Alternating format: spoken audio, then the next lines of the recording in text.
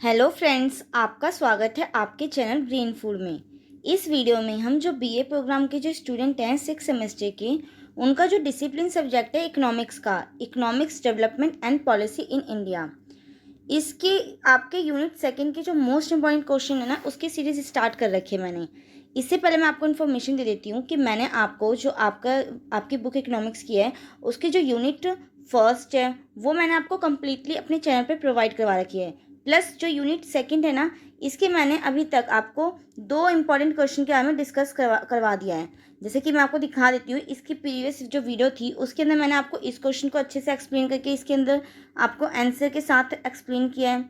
And second, जो second answer है आपका कि भारत में कृषि उत्पादकता कम होने के प्रमुख कारण बताइए और इसे बढ़ाने के लिए उपयुक्त सुझाव दीजिए। इन दोनों क्वेश्चंस को मैं इसकी प्रीवियस वीडियो है उसमें अच्छे से मैंने आपको डिस्कस कर दिया है। अब इस वीडियो के अंदर जो आपकी क्लास थर्ड है, इसको हम डिस्कस करेंगे। इसके अंदर जो मोस्ट इंपॉर्टेंट क्वेश्चन क्या क्या बन सकते हैं, ये मैंने सारे क्वेश्चन वही लिए हैं जो आपका जो यूनिट सेकंड है ना, वो इसको फुलफिल करेगा। जितने भी क्वेश्चंस हैं वो अगर आप कर लेंगे, पढ़ लेंगे एक बार, तो ये आपको जो भी यूनिट सेकंड के अंदर जो भी आपके सब पॉइंट्स दिए गए हैं, टॉपिक्स दिए गए हैं, वो सारे टॉपिक्स आपके इन क्वेश्चंस को करने के बाद क्लियर हो जाएंगे। तो आपको कोई भी डाउट नहीं रह जाएगा।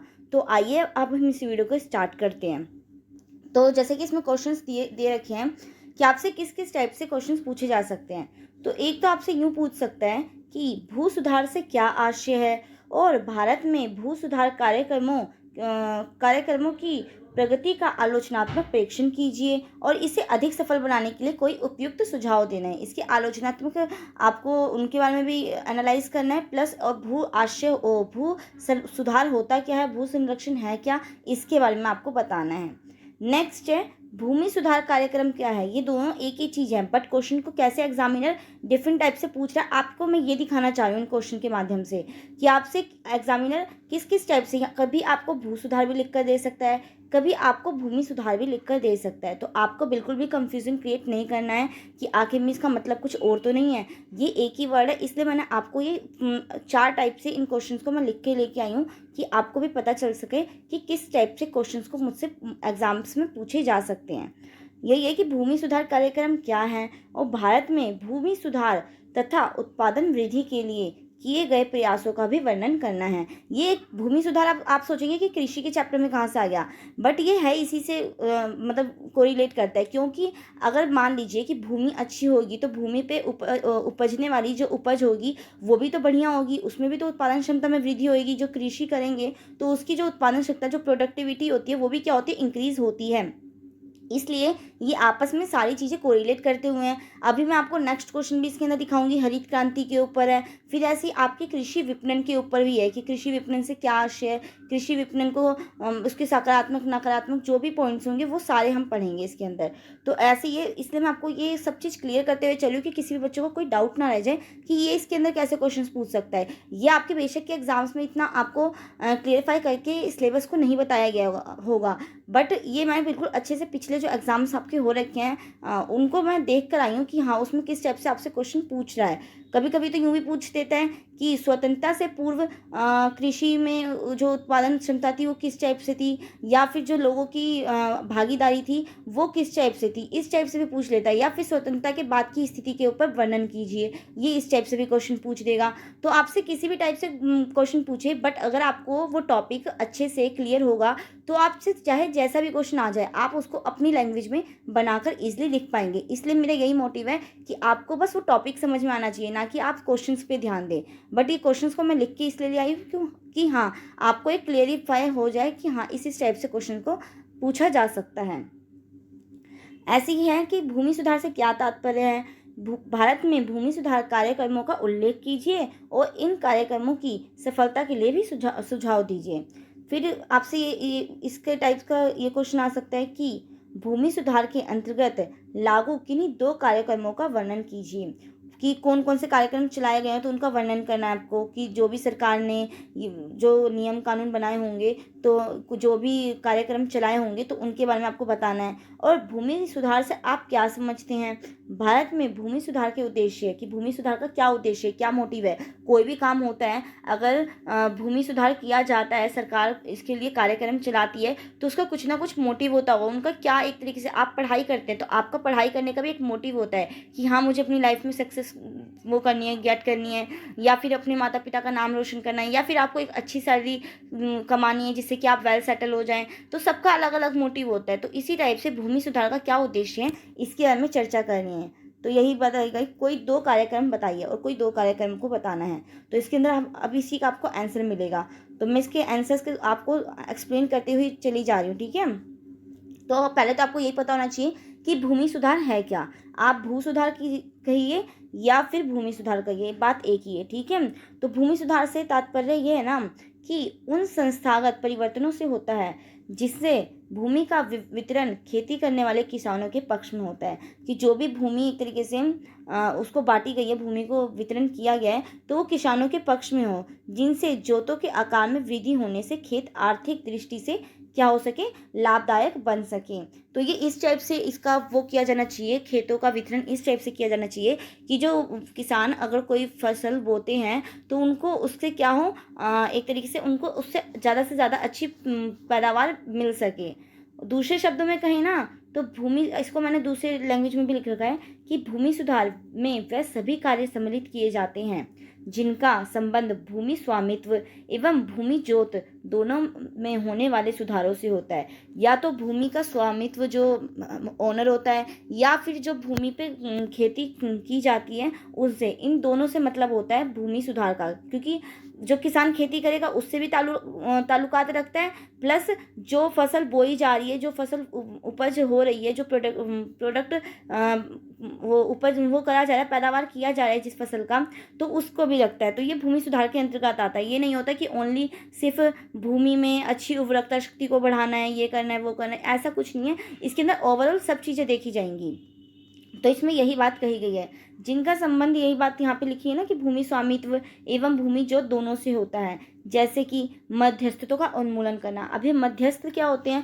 पहले आपने जमींदारी प्रथा के बारे में सुना होगा कि हाँ, जमींदारी प्रथा चलती थी कि किसान जो भी उनको वो होता था, खेत से उनको जो भी उपज वो बोते थे, उनसे जो भी उनको पैसे मिलते थे, वो टैक्स क्या करती थी, वो सरकार को देती थी। बट सरकार को देने तक के बीच में एक मीडिएटर होता था, जिसे मध्यस्थ भी कहा जाता है हिंदी में, ठीक है। तो वो पैसे सरकार तक पहुंचाता था। हम डायरेक्ट सरकार को ना देकर हम एक बिचौलिया जिसे कहते हैं ना, उसको देकर फिर वो सरकार तक पहुंचाता था। तो ये चीज़ें का उन्मूलन किया जाना चाहिए। भूमि सुधार के अंतर्गत ये चीज़ें भी आती हैं। ये आपको इस तरीके से बताने की वो है। जोतों की सुरक्षा, की आप जो भी बो रहे हैं उनकी सुरक्षा करना, या फिर चकबंदी करना। चकबंदी में होता है कि पहले के टाइम पे क्या होता था ना कि आपका एक खेत यहाँ पे है तो दूसरा खेत बहुत दूरी पे होगा, फिर तीसरा खेत आपका यहाँ पे होगा, मतलब थोड़ी थोड़ी जमीन आपकी यहाँ पे, एक यहाँ पे, एक यहाँ पर। परंतु सरकार ने ये भी कदम उठाया भूमि सुधार के अंतर्गत कि इन सभी जमीनों को क्या कर दे, वो एक जगह आपको क्या कर दे, प्रोवाइड करवा दे, जिससे कि जो किसान हैं उनकी वो लगान जो होते पैसे, कॉस्टिंग कम आएगी, उनमें यातायात का जो खर्चा होता है वो कम आता है, या फिर उनकी जो मेहनत होती है वो भी कम लगती है, क्योंकि आप एक टाइम पे पूरे खेत को आप वो कर सकेंगे। परंतु अगर आप देखें कि अगर दूरी दूरी पे आपके खेत होंगे तो आपको आज इस खेत में काम करना होगा, फिर दूसरे खेत में, आपको एक इक्वलिटी नहीं दिख पाएगी। मतलब समान रूप से आप सब में खाद नहीं डाल पाएंगे, या फिर जुताई नहीं कर पाएंगे, या बुआई नहीं कर पाएंगे। तो ये चीज़ें ना अनइक्वलिटी सी आ जाती है अगर हम जुताई करते हैं। परंतु अगर चकबंदी कर दी जाती है तो क्या होगा, इससे उपज अच्छी, मतलब उपज क्या होती है, उसमें बढ़ोतरी होती है। तो भूमि सुधार के अंतर्गत आपका ये चीज़ें भी आती है, मध्यस्थों का उन्मूलन करना भी, जोतों की सुरक्षा करना भी, चकबंदी करना, और जोतों की उच्चतम सीमा का निर्धारण करना, सहकारी खेती करना। तो ये सारे इसके अंदर इन्वॉल्व करते हैं। तो आइए अब हम भारत में भूमि सुधार के लिए किए गए प्रयासों के बारे में जानते हैं कि भारत में किस टाइप से भूमि सुधार के लिए क्या क्या प्रयास किए गए हैं, क्या क्या कार्यक्रम चलाए गए हैं, इनके बारे में हम चर्चा करते हैं।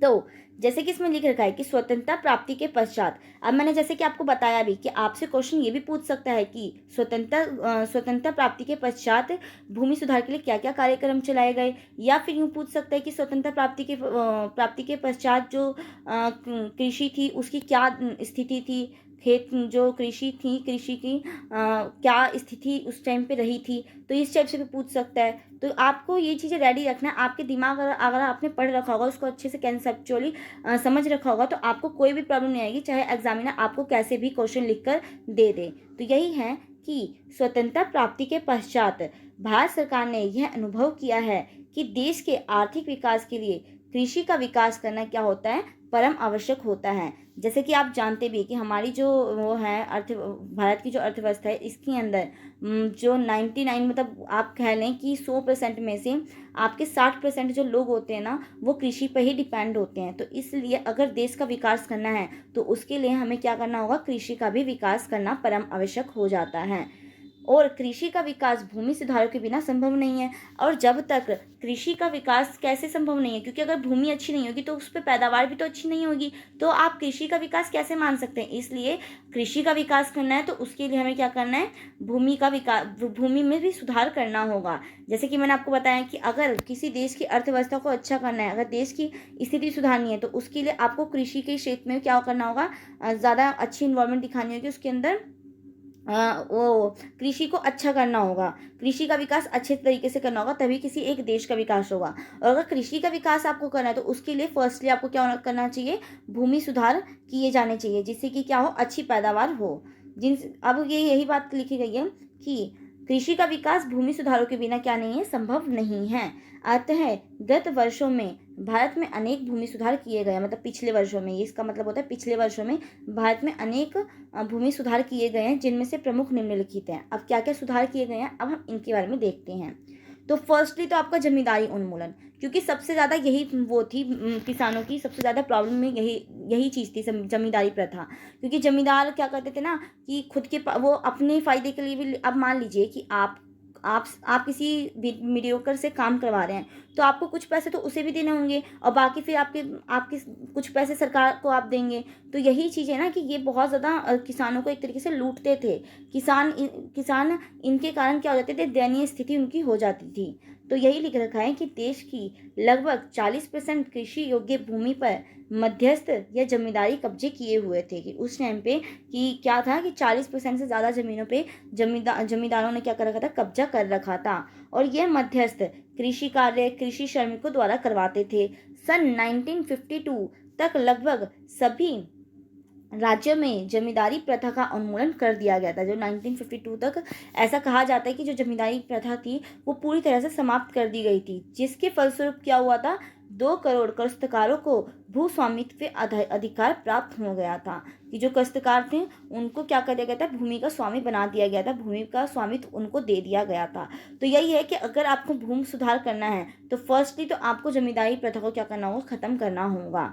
नेक्स्ट है लगान का नियमन। अब लगान का नियमन क्या है कि इसके अंदर यही है ना कि विभिन्न कानूनों के माध्यम से देश में लगान की राशि निश्चित की जाती है, जिससे किसानों को आर्थिक भार घट गया है। तो यही है कि अगर किसानों को एक लगान अगर निश्चित कर दिया जाता है तो उससे क्या होगा, किसानों के ऊपर जो वो होगा भार, जो आर्थिक जो इकोनॉमिक उनकी कंडीशन अच्छी नहीं होती है, जो आर्थिक कंडीशन उनकी अच्छी नहीं होती है, उसके ऊपर से उनका एक भार हट जाता है। क्यों? क्योंकि आपको पता है कि इतना आपका फिक्स्ड कर दिया। मान लीजिए आपके घर में आपको करना है कि आपके मम्मी पापा आपकी पॉकेट मनी फिक्स करते होंगे कि हाँ आपको महीने में 500 रुपये देने हैं या 100 रुपये देना है, जितने भी रुपए जिसको भी मिलते होंगे, ठीक है।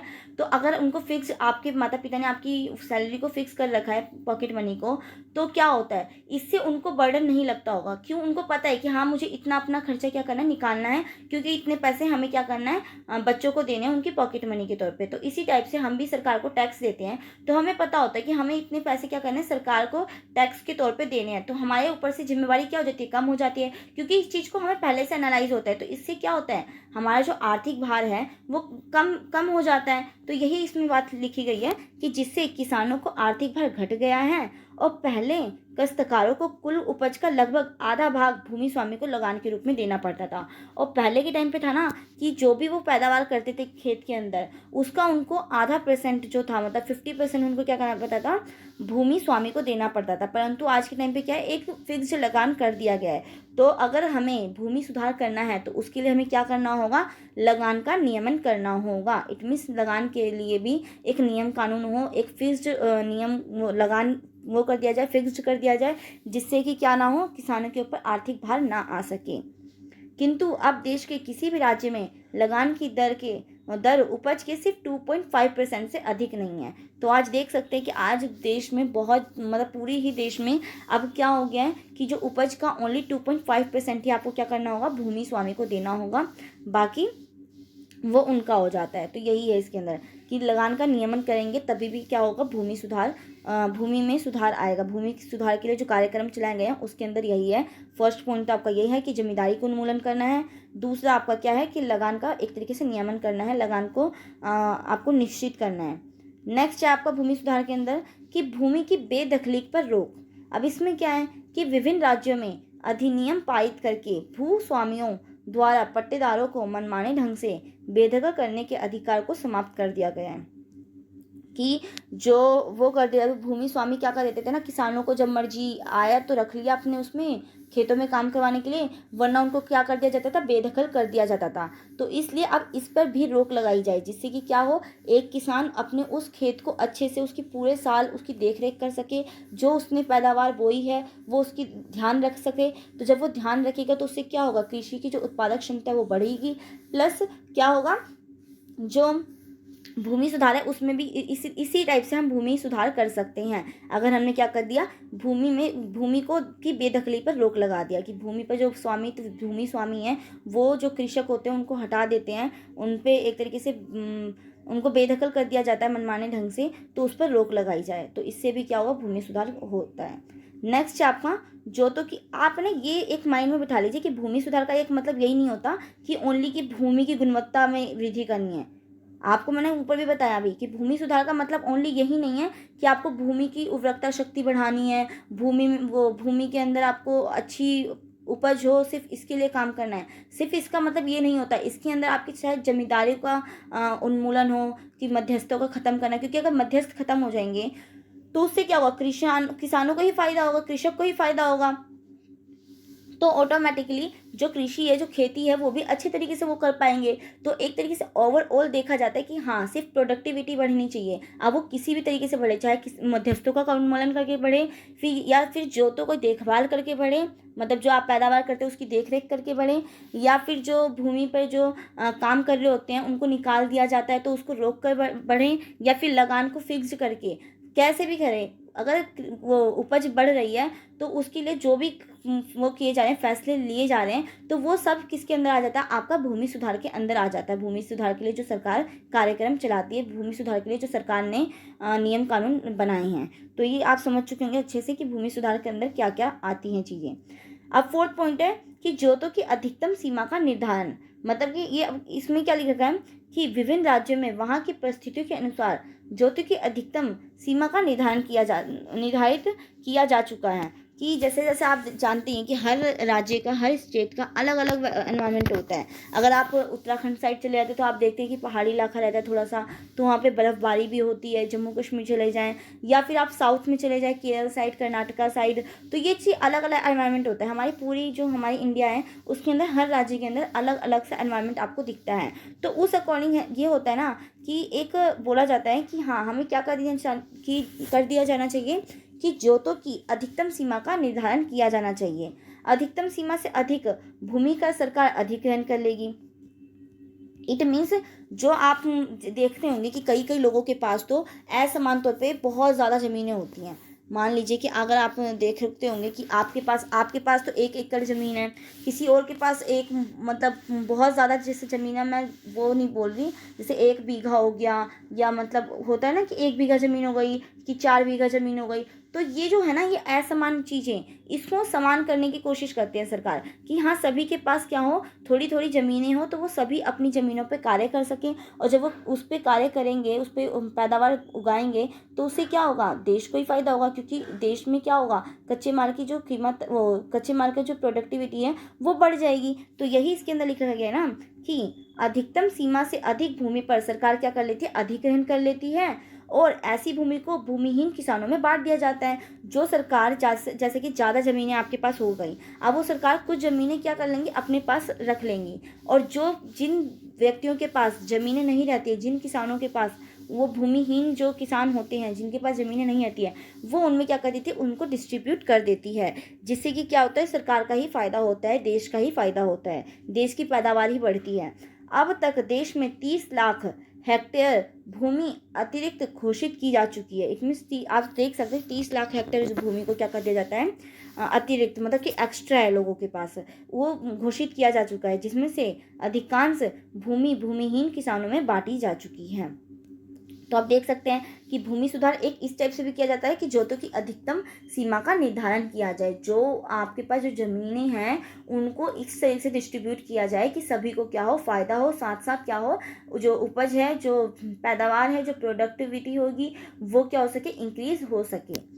अब नेक्स्ट है भूमि सुधार के अंतर्गत कि चकबंदी की जानी चाहिए। चकबंदी का मतलब मैंने आपको बता ही दिया कि अलग अलग जगह पे आपकी बहुत सारी ज़मीनें हैं मान लीजिए, तो सरकार क्या करती है कि एक ही जगह पे आपको वो सारी ज़मीनें दे देगी, उतनी मतलब जितने भी आपकी हेक्टेयर की ज़मीनें होंगी वो आपको दे दिया जाएगा। तो उस पर आप ईजिली वे में क्या कर पाएंगे, खेती कर पाएंगे, ना तो आपको ज़्यादा कोस्ट वो करना पड़ेगा। क्योंकि मान लीजिए आप इधर आज खेती कर रहे हैं, अब आपको दूसरे खेत में अपनी खेती करने के लिए जाना है, तो आपको उसके लिए या आखिर में आप ट्रांसपोर्ट करेंगे तो बहुत ज़्यादा दिक्कतें होने लग जाती हैं। तो इसलिए सरकार क्या करती है, सरकार इसके लिए भी कार्यक्रम चलाती है भूमि सुधार के अंतर्गत कि चकबंदी करती है। तो चकबंदी का अर्थ है एक ही परिवार के बिखरे हुए जोतों को एक स्थान पर संगठित करना। तो जैसे कि मैंने आपको बता भी दिया कि अलग अलग जगह पे जो ज़मीनें हैं उनको एक जगह संगठित करके उस परिवार को दे देना। अब तक देश में लगभग 592 हेक्टेयर भूमि की चकबंदी की जा चुकी है। तो आप देख सकते हैं कि भूमि सुधार के अंतर्गत जो सरकार है उसने क्या क्या कार्यक्रम चलाए हैं। उन्होंने मध्यस्थतों का उन्मूलन किया, मतलब जमींदारों का उन्मूलन किया है, उन्होंने लगान का नियमन किया है, उन्होंने चकबंदी करी है, फिर जोतों का जो असमान वितरण था वो उन्होंने देखा है। तो इन सब चीज़ों की अगर आपसे एग्जाम्स में क्वेश्चन आ जाता है कि भूमि सुधार के लिए सरकार द्वारा चलाए गए क्या क्या कार्यक्रम हैं, तो आप इन पॉइंट्स को लिख देना, ठीक है। नेक्स्ट आपका सहकारी खेती। अब सहकारी खेती क्या होती है, तो इस व्यवस्था के अंतर्गत है ना, एक गांव के किसान अपनी भूमि को एकत्रित करके उसे बड़े बड़े फार्मों में बांट लेती है और भूमि पर किसानों का व्यक्तिगत स्वामित्व बना रहता है। किंतु कृषि कार्यों के प्रबंधन के लिए किसान सहकारी समिति गठित कर लेती है और समस्त कृषि कार्यों को मिलकर क्या करते हैं तथा लाभ को भूमि के मूल्यों के आधार पर सदस्यों में बांट लिया जाता है। मतलब कि आपस में लोग मिलजुल कर उस पे क्या करते हैं, खेती करते हैं, और जो भी मुनाफा होता है वो आपस में वो कर लिया जाता है, बांट लिया जाता है। तो इसके अंदर यही है कि भूमि को एकत्रित करके उसे बड़े बड़े फार्मों में बांट लेते हैं और उसका जो मतलब जो भी आपका जो भी वो होगा, मुनाफा होगा, जो भी मूल्य आधार जो भी मूल्य प्राप्त होगा उसको क्या कर लेते हैं, जो सदस्य जो होते हैं वो आपस में क्या कर लेते हैं, बांट लिया जाता है। तो इसका मतलब यही है सहकारी खेती के माध्यम से भी क्या किया जाता है, भूमि सुधार किया जाता है। तो आई होप आप समझ चुके होंगे कि सहकारी खेती क्या है। जो मिलजुल कर जो खेती की जाती है उसी को हम सहकारी खेती कहते हैं। तो ये मैंने सिंपल लैंग्वेज में आपको बता दिया।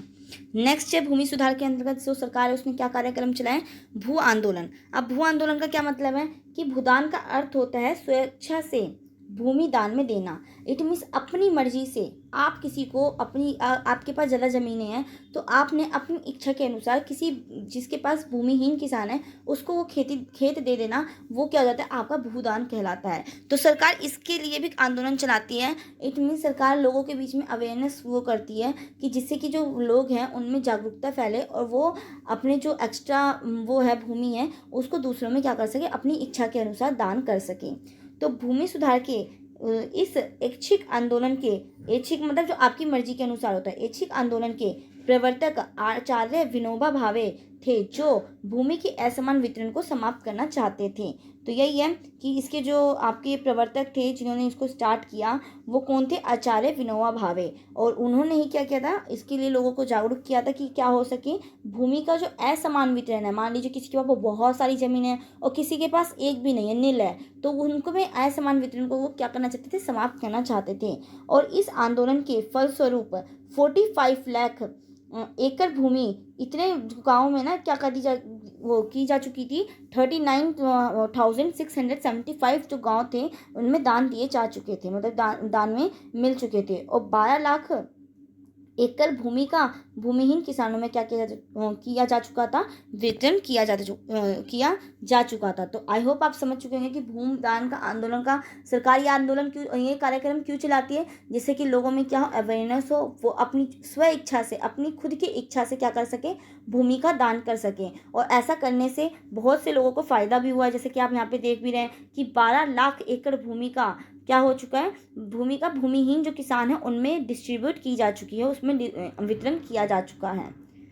अब नेक्स्ट है आपका कि उत्पादन वृद्धि के लिए क्या क्या किए गए हैं प्रयास। अभी तक हमने क्या पढ़ा कि सरकार ने भू सुधार के लिए क्या क्या कार्यक्रम चलाए हैं, कि सरकार ने क्या क्या आंदोलन, क्या क्या उन्होंने एफर्ट्स डाले हैं, क्या क्या कार्यक्रम चलाए हैं जिससे कि भू सुधार हो सके। अब हम देखते हैं कि उत्पादन वृद्धि के लिए क्या क्या क्या क्या प्रयास किए गए हैं। तो भारत सरकार द्वारा किए गए प्रयासों की अपनी ही एक महत्वता होती है, मतलब बहुत ज़्यादा एक इम्पॉर्टेंट रखता है वो अपने आप में ही, ठीक है।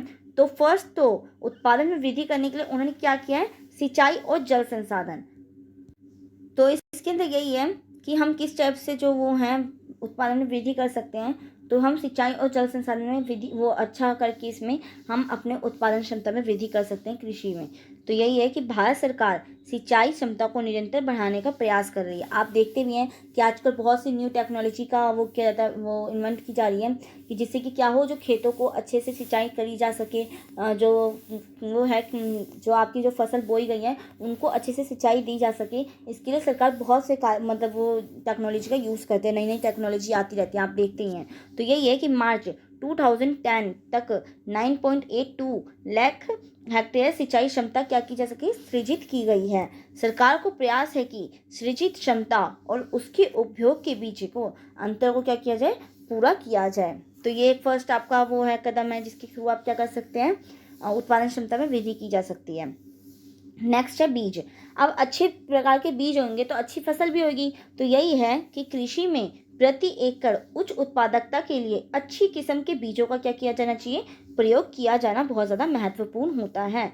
राष्ट्रीय बीज नीति किसानों को बीज की श्रेष्ठ किस्में और पौधारोपण सामग्री प्राप्त मात्रा में प्रदान करती है। तो यही है कि अगर अच्छी किस्मों का हम बीजों का यूज़ करेंगे तो क्या होगा, उत्पादन क्षमता में वृद्धि होगी। तो एक ये भी आपका क्या किया गया है, कार्य किया गया है। नेक्स्ट है उर्वरक। अब उर्वरक में क्या होता है कि NPK की खपत में निरंतर वृद्धि हो रही है, जो उर्वरक है उसकी खपत में निरंतर वृद्धि हो रही है और 2009 से 10 में इसकी खपत इतनी लाख टन तक पहुंच गई है और उर्वरकों पर सरकार अनुदान भी दे रही है। तो मतलब कि सरकार इसके लिए क्या कर रही है, उनके एक तरीके से उनको ये चीज़ें प्रोवाइड करवा रही है जिससे कि वो क्या कर सके, अपनी जो फसल है उसमें उर्वरक दे सके, जो भूमि है उसके अंदर उसको क्या कर सके, उपजाऊ बना सके, जिससे किसान लोग अधिक से अधिक इसका क्या करते हैं, प्रयोग करते हैं। क्योंकि वो क्या करती है, सरकार उनको ये चीज़ें प्रोवाइड करवाती हैं। अगर आपको फ्री ऑफ कॉस्ट सरकार बहुत से कार्यक्रम चलाती है, आप जानते हैं खेतों से रिलेटेड भी किसानों के लिए, किसानों के हित में भी जो सरकार है बहुत से कार्यक्रम चलाती है। तो ये भी उनमें एक शामिल है जिससे कि क्या हो, उनकी जो उपज हो, जो खेतों की जो उपज हो वो अच्छी मात्रा में हो सके। इसलिए सरकार क्या करती है, उर्वरक का एक तरीके से अनुदान भी दे रही है। नेक्स्ट है कि कृषि यांत्रिकरण। अब कृषि यांत्रिकरण में क्या होता है कि कृषि में अब पशु शक्ति का योगदान क्या होता जा रहा है, घटता जा रहा है। आप देखते हैं कि पहले के टाइम पे क्या होता था कि बैलों के थ्रू क्या की जाती थी, खेत की जुताई की जाती थी, परंतु आज के टाइम पे ऐसा नहीं होता। अब तो बड़े बड़े वो ट्रैक्टर और ये सब चलने लग गए हैं जिसके थ्रू क्या होने लग गया है, जुताई होने लग गई है। परंतु पहले के टाइम पे जो लोग होते थे, अगर ज़्यादा बड़ी ज़मीनें होती थी तो वो बैलों के माध्यम से ही, बैलों के पीछे उनके कंधों पे 2 लकड़ के वो बांध दिए जाते थे और बैलों को चलाया जाता था, और वो जब बैल चलती थी तो जो खेत थे वो खुद ही जुत जाते थे, मतलब वो लकड़ पीछे जो लगी रहती थी ना नुकीली से, उसके थ्रू। परंतु आज के टाइम पे क्या होता जा रहा है कि पशु जो शक्ति है उसका बहुत ज़्यादा कम प्रयोग किया जा रहा है, उनका योगदान घटता चला जा रहा है, किसके अंदर, कृषि क्षेत्र के अंदर। और सन 1971 में इतने 45.30% से घटकर कितना हो गया, जो आपके ये है आपका 2001 तक के दौरान ये कितना हो गया, सिर्फ ओनली 9% बचा। अब आप देख सकते हैं कि कहाँ जो 1971 में ये 45% था, परंतु जो आज के टाइम पे 2000, जो कि आज के टाइम भी नहीं बोलूँगी मैं, पिछला जो आपका 2000 सन था उसके अप्रोक्सीमेटली कितना हो गया कि 9.80 बचा है। तो यही है कि सिंचाई और फसल काटने तथा ग्राहकों के प्रचलन में भी पर्याप्त यांत्रिकरण की ओर क्या की जा रही है, प्रगति की जा रही है। और अगर ज़्यादा से ज़्यादा कृषि के अंदर यांत्रिकरण होता है ना, तो वो उतने ही कार्य ईजी हो पाता है। आप जानते हैं कि पहले के टाइम पे जब अगर बैलों का यूज़ किया जाता था तो कितना ज़्यादा वो होता था, एक तो बहुत ज़्यादा मेहनत भी लगती थी और उसमें टाइम भी बहुत ज़्यादा इन्वेस्ट होता था। परंतु आज के टाइम पे क्या हो गया, मशीनें लग गई हैं, तो मशीनों के थ्रू तो कुछ ही सेकंडों में वो काम हो जाता है। जो काम आपको करने में 5 घंटे लग रहे हैं, आज के टाइम में वो मशीन के थ्रू करने से वो काम आपका 1 घंटे में ही फिनिश हो जाता है। तो यही है कि अगर कृषि के अंदर हम यांत्रिकरण को लाएंगे तो उससे क्या होगा, जो पैदावार है, जो उपज है, वो क्या होगी, उनमें वो वृद्धि होगी, उत्पादन क्षमता में क्या होगी, वृद्धि होगी। तो एक रीज़न ये भी है।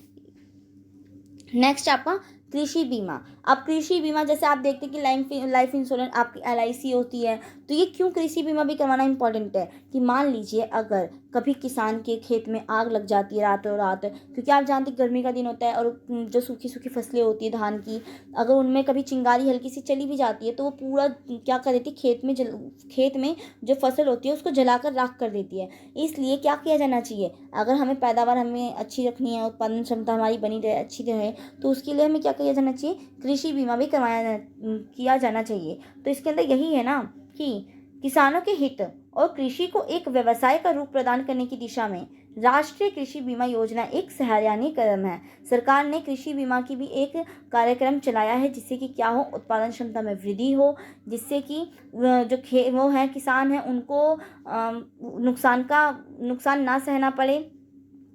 तो यही है कि ये बहुत ज़्यादा एक सराहनीय कदम। यह योजना कृषि मंत्रालय की ओर से साधारण बीमा निगम द्वारा लागू की जा रही है। और इस योजना का जो उद्देश्य है वो क्या है कि मान लीजिए सूखा पड़ जाता है, कभी बाढ़ आ जाती है, कभी ज़्यादा बरसात हो जाती है, या फिर कुछ भी जब, या कभी ओलावृष्टि हो जाती है, चक्रवात आ जाता है, या कोई भी मतलब कि डिजास्टर आ जाता है, या फिर आग लगना, या कीट ने उस फसल को खा गई, या बीमारी लग जाना पेड़ों के अंदर, पौधों के अंदर, जैसी प्राकृतिक आपदाओं के कारण अगर फसल को हुई क्षति से किसानों को संरक्षण करना होता है।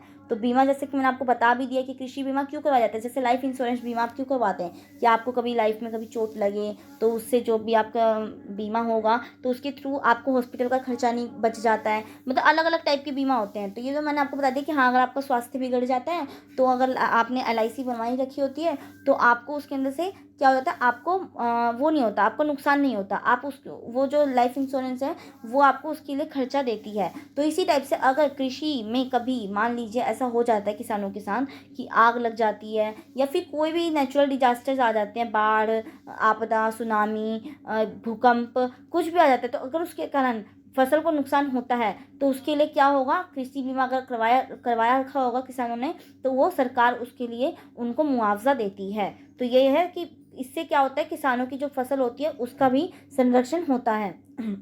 सॉरी।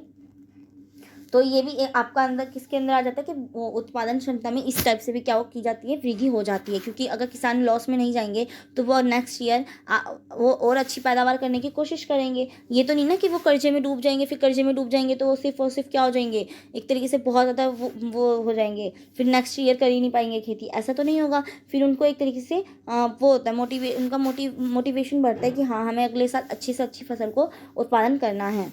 नेक्स्ट है कि कृषि शिक्षण एवं अनुसंधान। अब इसमें क्या है कि देश में कृषि शिक्षण के लिए 21 विश्वविद्यालय खोले गए हैं, कि इट मीन्स लोगों को अवेयर किया जाना चाहिए, लोगों के बीच में नॉलेज वो करवानी चाहिए, बांटी जानी चाहिए कृषि के माध्यम, वो कृषि के उससे कि कृषि के लिए भी कि उनको नॉलेज हो कि हमें किस टाइप से जो वो है फसल को बोना होता है, किस टाइप से उनकी जुताई करनी होती है, कौन सी पैदावार, कौन से उर्वरक अच्छे होते हैं, किन चीज़ों का हमें यूज़ किया जाना चाहिए, किन चीज़ों का हमें यूज़ नहीं किया जाना चाहिए, इनके बारे में उनको बताया जाना चाहिए। तो इसके लिए क्या किया जाना चाहिए, सरकार ने ये भी कार्यक्रम वो उठाया है, कदम उठाया है कि कृषि शिक्षण एवं अनुसंधान खोले हैं। तो यही बात की गई है कि 21 विश्वविद्यालय खोले गए हैं और इसके अतिरिक्त रेडियो द्वारा दूरदर्शन पर भी प्रतिदिन कृषि उत्पादन बढ़ाने के लिए उपाय भी बताए जाते हैं। आप अगर रेडियो चलाते होंगे तो आप देखते होंगे कि मौसम, कभी कृषि, कभी खेती, या टीवी में भी कई चैनल्स भी आपने देख रखे होंगे, जो फ्री डिश में आपने देखा होगा कि कई चैनल्स ऐसे होते हैं जो किसानों के वो उसमें होते हैं, मतलब खेती के ऊपर होते हैं, कृषि के ऊपर होते हैं। कृषि मतलब कैसे, कौन से फसल कैसी होती है, किस मौसम में उगाई जाती है, किस मौसम में इसकी देख-रेख कैसी करनी चाहिए। तो इन सी चीज़ों के बारे में क्या करवाते हैं, नॉलेज वो करवाई जाती है, प्रोवाइड करवाई जाती है, अवेयरनेस करवाया जाता है लोगों को कि उनको नॉलेज हो तो वो कर पाएँगे कोई काम। जैसे आपको अगर कोई मशीन चलानी है तो उसकी आप पहले एक बुक पढ़ते हैं ना कि हाँ, ये इस मशीन को हमें किस टाइप से यूज़ करना है। तो उसी टाइप से अगर मान लीजिए कोई इंसान है, किसान है, वो खेती में जाता है, उसको खेती के बारे में कोई नॉलेज नहीं है, परंतु वो इनके माध्यम से शिक्षा ग्रहण कर सकता है। जो ये 21 विश्वविद्यालय हो गए या फिर जो टीवी पे जो कार्यक्रम चलाए जाते हैं, उनसे ज्ञान लेकर भी वो क्या कर सकता है, इसके अंदर अपनी भागीदारी को बढ़ा सकता है। तो यही है कि ये केवल हमें 21 विश्वविद्यालय जो खोले गए हैं इसके थ्रू नॉलेज नहीं दी जाती। इसके अतिरिक्त रेडियो हो गया, दूरदर्शन जो टीवी हो गया, इसके थ्रू भी क्या किया जाता है, कृषि उत्पादन बढ़ाने के लिए उपाय बताए जाते हैं। और कृषि संबंधी शोध एवं अनुसंधानों पर भी किया जाता है, बल दिया जा रहा है। अब नेक्स्ट आपका कृषि उपज की बिक्री में सुधार, कि कृषि की जो उपज है उसकी बिक्री में सुधार किया जाना चाहिए। अब वो किस टाइप से, कृषकों को उसकी उपज का उचित मूल्य दिलवाने के लिए कई प्रयत्न किए जाते हैं। आप जानते हैं कि पहले के टाइम पे क्या होता था ना, कि किसानों को उल्लू बना दिया जाता था। वो इतना, उनकी अच्छी किस्म के बीज होते थे, उनके मतलब की जो पैदावार होती थी, जैसे गेहूं हो गया। अब गेहूं के दाने इतने अच्छे हैं, हष्ट पुष्ट हैं, परंतु उनको क्या कर दिया जाता था ना, मार्केट में अगर वो जाते थे अपने उनको बेचने के लिए, तो उनसे तो वो 2 रुपये किलो, 3 रुपये किलो ऐसे खरीद लेते थे। परंतु जो नॉर्मल सामान्य लोग होते थे उनको वो 30 रुपये किलो, 40 रुपये किलो इस टाइप से बेचते थे। मतलब मैं आपको एग्जाम्पल दे रही हूँ एक, ठीक है। तो वही है ना कि पहले किसानों को क्या कर दिया जाता था, उल्लू बना दिया जाता था। उनको उनकी जो उन्होंने एक तरीके से, अब मान लीजिए आप कोई भी काम करते हैं तो आप क्या सोचते हैं, आप उसमें प्रॉफिट में जाएं, परंतु जो किसान होते थे वो लॉस में चले जाते थे। अब मैंने ही कोई वो करी, बिजनेस स्टार्ट किया, बिजनेस के अंदर मैंने मान लीजिए कि 1000 रुपये की कोई भी मशीन ला के मैंने अपने उसमें रख रखी है फैक्ट्री के अंदर। अब 1000 रुपये की वो मशीन आई है तो मैं क्या चाहूँगी कि मैं उससे थोड़ा सा प्रॉफिट में बेचूँ। मैं उसको 1200 में, 1500 में ऐसे बेचना चाहूँगी। अब मैं ज़्यादा तो नहीं वो ले सकती, परंतु मैं कम भी नहीं लेना चाहूँगी कि हाँ मुझे कोई मुनाफा ही ना हो, तो कोई फ़ायदा नहीं होता ना। तो वो कोई भी इंसान चाहेगा कि वो 1200 रुपये में मशीन बेचे। परंतु जो किसान होते थे ना, किसानों को इतना वो कर देते थे ना, जो मंडियों में अगर वो बेचने जाते थे तो उनको ना, वो मान लीजिए अगर कोई मतलब मैं एग्जांपल दे रही हूँ जो मशीन का, कि वो 1200 की वो बेचना चाहता है, परंतु वो 1200 में भी वो इंसान ना खरीद के ना उसको 800 रुपये में खरीद रहा है। तो किसान को तो ऐसे 200 रुपये का नुकसान हो गया। जो व्यक्ति है जिसने बिजनेस स्टार्ट कर रखा है तो उसको तो नुकसान हो गया 200 रुपये का। तो इससे क्या होता है कि उनको अपनी जो वो है फसल है उसकी सही कीमत नहीं मिल पाती है। तो इसके लिए भी जो सरकार है उनने बहुत से कार्यक्रम चलाए हैं, जैसे कि इसने क्या किया है, नियमित मंडी। अब इसमें क्या है ना कि अब तक 7000 से भी अधिक मंडियों को नियमित किया जा चुका है। तो इसके अंदर वो क्या कर सकती है, सरकार जो फसल है अपनी क्या कर सकती है, बेच सकती है। सरकार ने, आपने ज़रूर सुना होगा कि एक फिक्स्ड प्राइस भी रख देती है कि हाँ इतने तक कोई भी हम क्या कर सकते हैं, वो आपकी फसल को हम खरीद लेंगे। सरकार एक मार्केट में एक प्राइस निश्चित कर देती है कि हाँ इतनी प्राइस में हम क्या करेंगे, आपका, अगर आप पूरे मार्केट में जाइए, अगर आपका फसल आप नहीं बेच पाते हैं तो आप सरकार के पास लेके जाइए, सरकार उसको आपसे एक न्यूनतम कीमत में खरीदेगी, आपको वो उतना आपको प्राइस देगी जिससे कि आपको नुकसान नहीं होता है। तो ये इस टाइप से सरकार ने बहुत से वो फैसले भी अपने लिए हैं, बहुत से कार्यक्रम चलाए हैं, बहुत से अभियान चलाए हैं, जिसके थ्रू जो किसान हैं उनको अवेयर भी किया जाता है इन सब चीज़ों के लिए। नेक्स्ट है कि मूल्य समर्थन नीति। अब इसमें क्या है ना कि सरकार किसानों को उनकी उपज की न्यूनतम कीमत देने को विश्वास दिलाती है। जैसे कि मैंने अभी आपको वो एग्जांपल भी दिया कि सरकार बोलती है ना कि आप तो, अगर आपको फसल कहीं भी बेचनी है बेच लीजिए, ठीक है। अगर जिस किसान ने अपनी अच्छी कीमत में फसल बेच दी तो कोई बात नहीं, ठीक है, परंतु अगर वो नहीं बेच पाता है तो आप उसको सरकार के पास लेके जाइए, सरकार उसको एक न्यूनतम कीमत पे खरीदेगी। इट मीन्स कि आपको कोई नुकसान नहीं होगा, मतलब जो किसान है उसको बिल्कुल भी नुकसान नहीं होगा। सरकार ऐसी कीमत निर्धारित कर चुकी होती है पहले से कि किसी भी किसान को क्या नहीं हो, नुकसान ना हो। तो इससे क्या होगा कि सरकार को भी किसान को भी कोई नुकसान नहीं होगा, और किसान क्या होगा, हमेशा मोटिवेट रहेगा कि हाँ हमें अगले साल फसल को बोना है। अगर उसको लॉस होने लग जाएगा तो कोई भी काम उसमें करना चाहेगा, वो कोई भी काम नहीं करना चाहेगा। फिर वो क्या हो जाएंगे, वो हो जाएंगे, निराशजनक हो जाएंगे कि नहीं मुझे इसमें काम नहीं करना। तो यही है कि सरकार क्या करती है, विश्वास दिलाती है कि हम आपकी उस पैदावार को एक न्यूनतम कीमत पर खरीद लेंगे। और यह नीति गेहूं हो गया, चावल हो गया, कपास हो गया, चना आदि उपजों पर भी लागू की गई है।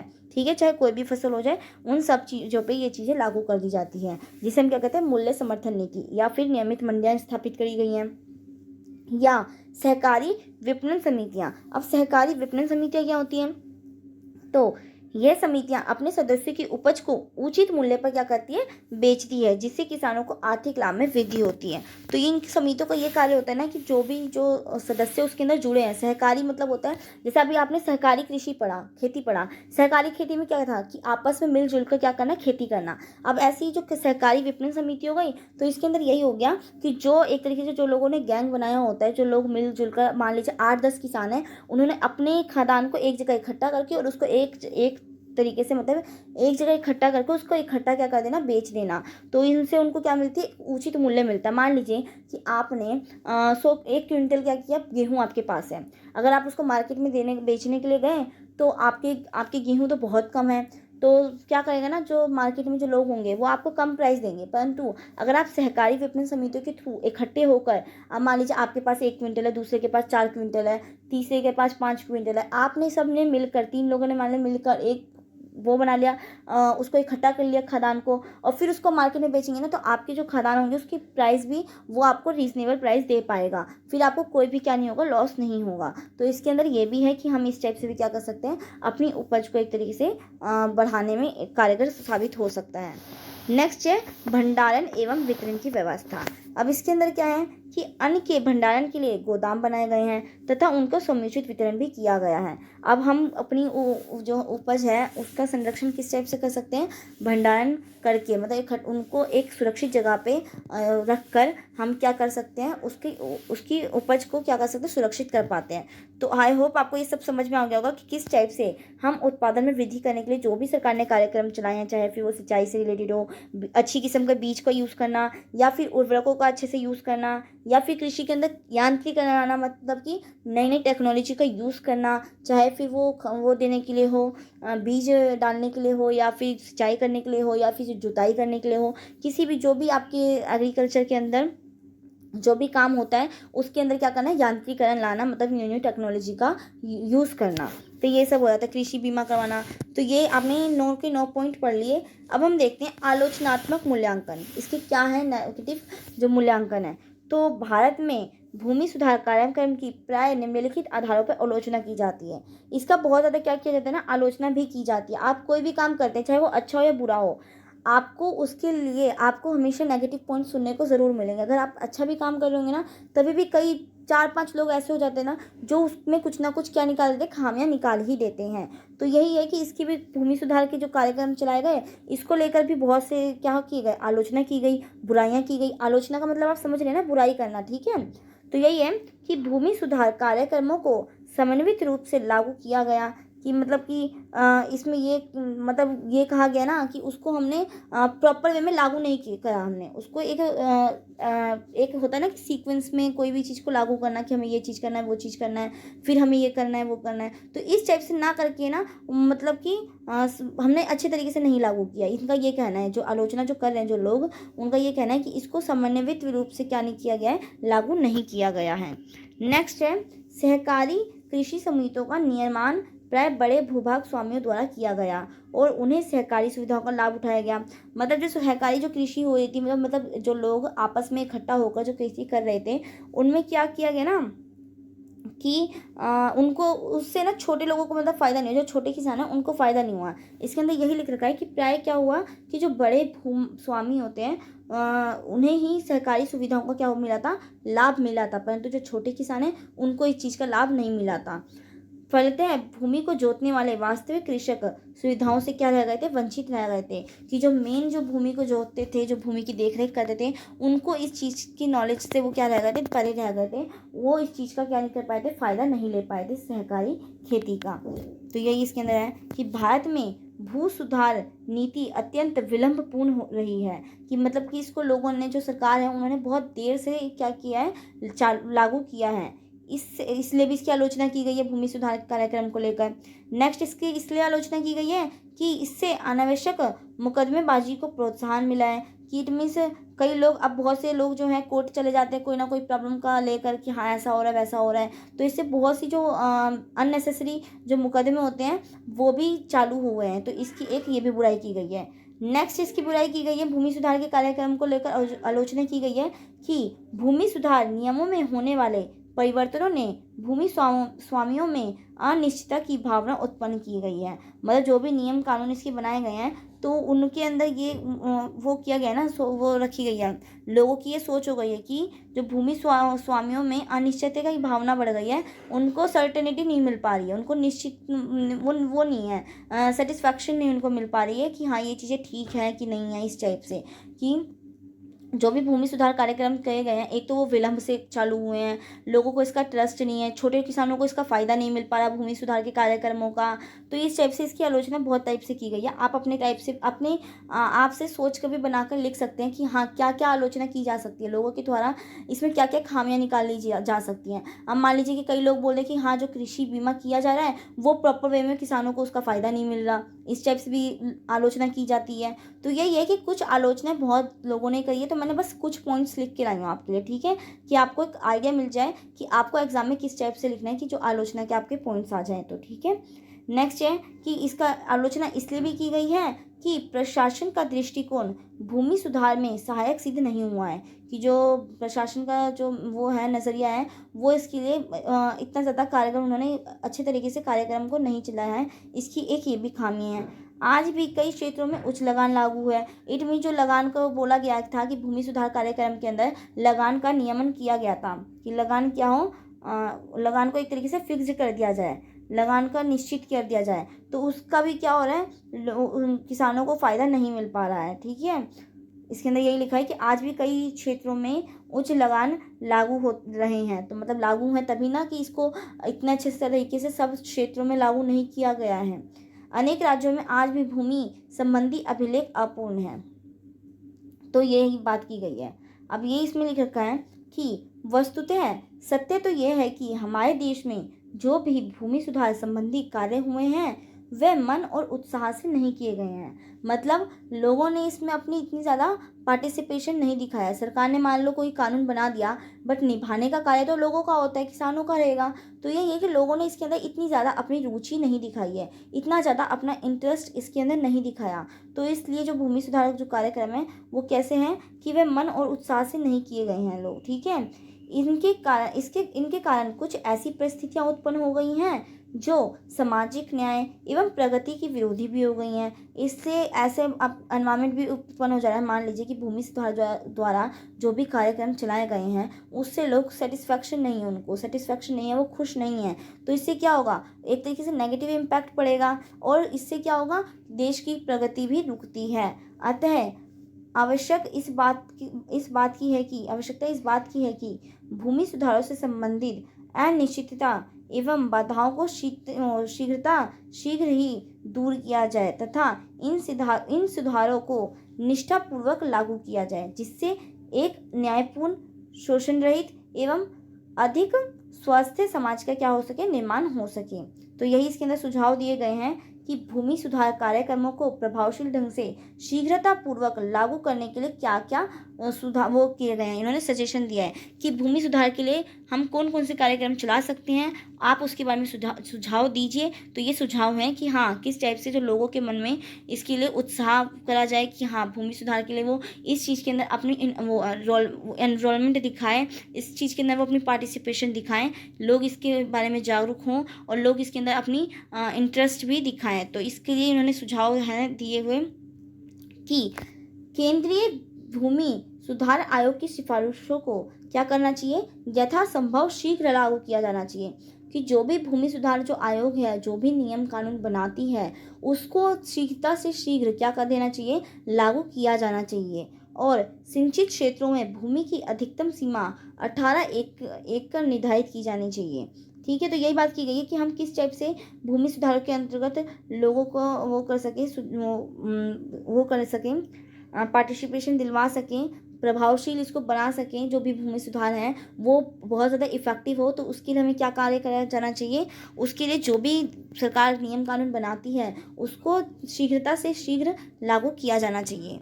नेक्स्ट इसका पॉइंट है कि सीमा से अधिक भूमि को सरकार स्वयं अपने नियंत्रण में ले लें तथा भूमिहीन में उचित रूप से इसका क्या कर दे, तुरंत आवंटन कर दे। जो भी सरकार का कानून बनाए उसमें अगर सरकार जैसे जो भी वो कर ले रही है, सरकार ने ये भी कानून बनाया था कि अतिरिक्त भूमि को क्या करना, स्वेच्छा से भूदान कर देना। तो जब वो भूदान कर ले या जोतों का असमान वितरण को समान वितरण करने के लिए, तो जो भी सरकार जो किसान है उनसे भूमि एक्स्ट्रा जो भूमि उनके पास है वो ले लेती है, तो उसको अति शीघ्रता से शीघ्र क्या कर देना चाहिए, भूमिहीन किसानों के पास, जिनके पास भूमि नहीं है, उनको आवंटित कर देना चाहिए। ये नहीं कि उसमें ज़्यादा से ज़्यादा टाइम लेंगे तो वही है कि फिर जो भूमि सुधार में जो लोगों की जो इंटरेस्ट है, जो लोग ये प्रभावशाली हो भूमि सुधार, तो वो इतना ज़्यादा नहीं हो पाएगा, इतने ज़्यादा इफेक्टिव नहीं हो पाएगा भूमि सुधार कार्यक्रम। नेक्स्ट है भूमि सुधार कार्यक्रम को प्रभावशील बनाने का। तो इसका सुझाव ये है कि कृषकों को बेदखल करने वाले भूस्वामियों के विरुद्ध क्या कर देना चाहिए, कठोर कार्रवाई की जानी चाहिए। कि जो भूमि स्वामी हैं जो अपनी मनमानी करते हैं, जब मर्जी आया तो किसान को रख लिया अपने खेत में, और अगर जब मर्जी आया तो निकाल दिया, तो ऐसा करने पर उन पर कठोर से कठोर कदम उठाया जाना चाहिए। तभी जाकर जो भूमि सुधार कार्यक्रम है वो क्या हो पाएगा, प्रभावशाली बन पाएगा। तो आई होप आप ये सब अंडरस्टैंड कर रहे होंगे कि कैसे कैसे हमने क्या क्या पढ़ा, भूमि सुधार कार्यक्रम क्या होता है, और भूमि सुधार के लिए जो सरकार ने कार्यक्रम चलाए हैं तो वो क्या क्या हैं, कौन कौन से हमें सुधार किए जाना चाहिए। फिर भूमि सुधार कार्यक्रम के लिए, भूमि सुधार जो कार्यक्रम हो वो प्रभावशाली हो, उसके लिए हमें क्या कदम उठाए जाने चाहिए। तो इन सब चीज़ों के बारे में अभी तक हमने पढ़ा। तो आई होप आपको समझ में आ चुका होगा। अगर कोई भी प्रॉब्लम होती है तो आप मुझे कमेंट सेक्शन में कमेंट करके पूछ लेना। अगर मान लीजिए कि कोई टर्म्स रह जाती हैं, कुछ वर्ड्स अगर रह जाते हैं जो मैंने नहीं आपको बोला हो, मुझे लगा हो कि हाँ मैंने बता दिया आपको, या कुछ भी अगर कुछ भी रह जाता है तो आप मुझसे कमेंट सेक्शन में पूछ सकते हैं। आप वहाँ पे लिख देना, मैं आपको वहीं पे आपको रिप्लाई देने की ज़रूर कोशिश करूँगी। ठीक है, अब हम नेक्स्ट वीडियो में ना आपकी मैं इन क्वेश्चंस को लेके आऊँगी कि हरित क्रांति क्या है, ठीक है, और इसके नकारात्मक सकारात्मक जो भी प्रभाव हैं, तो इन सब के बारे में पढ़ेंगे। ठीक है, और एक और क्वेश्चन है आपका, इसको भी मैं दिखा देती हूँ आपको कि कृषि विपणन से क्या आशय है, और भारत में कृषि विपणन की वर्तमान व्यवस्था के बारे में बताना है। इसके वो जो भी दोष हो गई, कठिनाइयाँ हो गई, नकारात्मक प्रभाव हो गए, और इनके सुधारने के उपाय भी बताने हैं। ठीक है, तो आई होप आप समझ चुके होंगे। तो इन क्वेश्चंस को हम नेक्स्ट चैप्टर में करेंगे। आज हमने सिर्फ एक ही क्वेश्चन कर पाए क्योंकि बहुत बड़ा क्वेश्चन था, इससे एग्जाम्स में बहुत क्वेश्चन पूछे जाते हैं। तो अगर कोई भी आपको प्रॉब्लम होती है तो आप मुझे कमेंट सेक्शन में कमेंट करके बता देना, मैं आपकी प्रॉब्लम को सॉर्ट आउट करने की ज़रूर कोशिश करूँगी। And thank you so much इस वीडियो को एंड तक देखने के लिए। अब हम मिलते हैं नेक्स्ट वीडियो में, जब तक के लिए बाय। तो आप इन क्वेश्चंस को एक बार देख लेना अच्छे से, ठीक है, इन चारों क्वेश्चन को कि इस टाइप से आपसे पूछे गए हैं। थैंक यू एंड तक वीडियो को देखने के लिए।